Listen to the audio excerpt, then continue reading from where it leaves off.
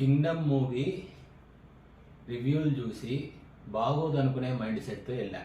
ఎరా దిమాగ్ కానీ పని చేయట్లేదరా మీకు రివ్యూలు ఇచ్చే వాళ్ళకి? ఇంకా మీకు మీ ప్రకారం సినిమాల్లో రివ్యూలు సినిమాలంటే ఎలా ఉండాలరా?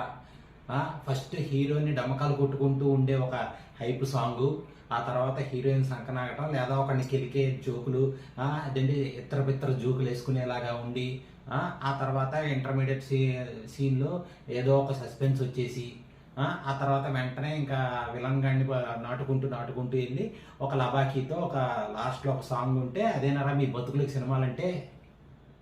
ఎప్పుడు హీరోకి డబ్బా కొట్టుకుంటూ ఉండేనారా మీ బతుకులకి సినిమాలంటే?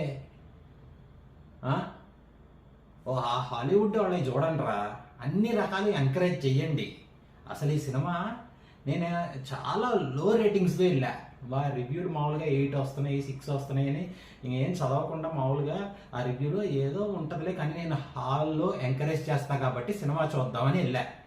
కింగ్డమ్ మూవీ చాలా బాగుంది. ఇంకా ఫ్రాంక్గా చెప్పాలంటే చాలా పెద్ద పెద్ద డైరెక్టర్లు డబ్బాలు కొట్టుకుంటూ తీసేసిన సినిమాల కంటే, వాళ్ళు కాపీలు పెట్టుకొని సినిమాలు తీసిన దానికంటే, ఆ విజువల్ ఎఫెక్ట్స్ అన్నిటికంటే ఇదే చాలా బాగుంది. ప్రాక్టికల్గా అన్ని ప్రకారంగా అన్నీ చాలా బాగున్నాయి.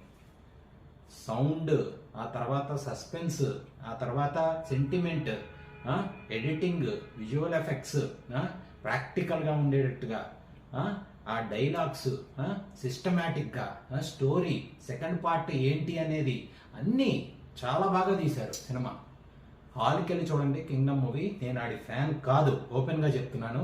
సినిమా మటుకి చాలా బాగుంది. ఆ రివ్యూలు మటుకి చూడొద్దు, ఎందుకంటే మన వాళ్ళందరూ అత్తరబెత్తరగాళ్ళు. నిజంగా హాలీవుడ్ మూవీస్ అన్నీ చూసే వాళ్ళకి ఈ సినిమా చాలా బాగా నచ్చిద్ది.